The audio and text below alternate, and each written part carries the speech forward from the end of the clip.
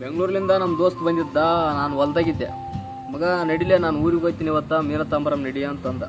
Already ನಮ್ಮೂರ ಒಳಗೆ ನೋಡಿ ಬಂದಿದ್ದ. ನಮ್ಮೂರ ಒಳಗೆ ಮೀನ ಇರಲಿಲ್ಲ. ಹಂಗಾಗಿ ಅಲ್ಲಿ ಗೂಗಲ್ದಾಗ ಮೀನುಗಳಾವಂತ ಸಿದ್ಧ ಹೇಳ್ಯಾನ, ಹೋಗಂಬ ಅಂತ ಕರೆದ. ಸರಿ ನಡಿ ಅಂತ ಅಲ್ಲಿ ಹೋದ್ವಿ.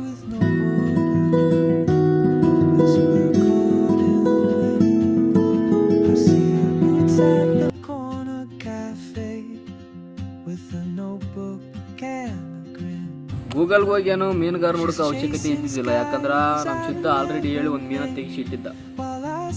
4 kg ಬಾಳೆ ಮೀನು ತೆಗಿಸಿಟ್ಟಿದ್ದ. ಅದನ್ನೇ ಕಡಿಸಿ ಪ್ಯಾಕ್ ಮಾಡಿಸಿದ್ವಿ. ಪೂಜಾರಿ ಆಲ್ರೆಡಿ ತಗೊಂಡ್ಬಿಟ್ಟಿದ್ ಬಿಡು, ಅದು ಕಣ್ಣಾಕಿದ್ರಿ ಉಪಯೋಗಿಲ್ಲ. ಕಡಿಸಿ ಆಮೇಲೆ ಅಲ್ಲಿ ಹೋಗಿ ನೋಡಿದ್ರೆ ಅಲ್ಲಿ ಇನ್ನೂ ದೊಡ್ಡ ದೊಡ್ಡ ಮೀನುಗಳೆಲ್ಲ ಇದ್ದವು. ನಮ್ಮ ದೋಸ್ತನ ಕಣ್ಣು ಸಡನ್ನಾಗಿ ಆ ಮೀನುಗಳ ಮೇಲೆ ಹೋಯ್ತು. ಈಗ ಆಲ್ರೆಡಿ ಕಡಿಸಿ ಪ್ಯಾಕ್ ಮಾಡಿಸಿದ್ವಿ. ಈ ಮೀನನ್ನಂತೂ ಎಸೆಯೋಕ್ಕಾಗಲ್ಲ. ಹಂಗಾಗಿ ಅವ್ರ ನೋಡಿ ಕಣ್ತಪ್ಪ ಮಾಡ್ಕೊಂಡು ಅಲ್ಲಿಂದ ಜಾಗ ಖಾಲಿ ಮಾಡಿ.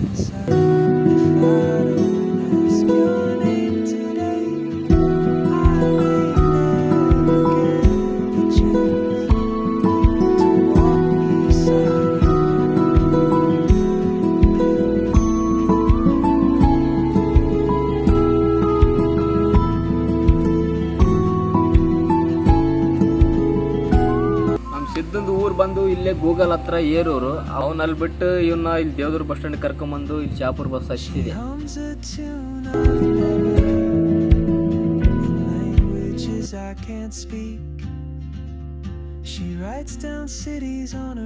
ನಮ್ಮೂರು ಜನದ ಊರು ಬೇರೆ ಬೇರೆ ಆದ್ರೂ ನಾವು ಆಡಿ ಬೆಳೆದೆಲ್ಲ ನಮ್ಮೂರಲ್ಲೇ.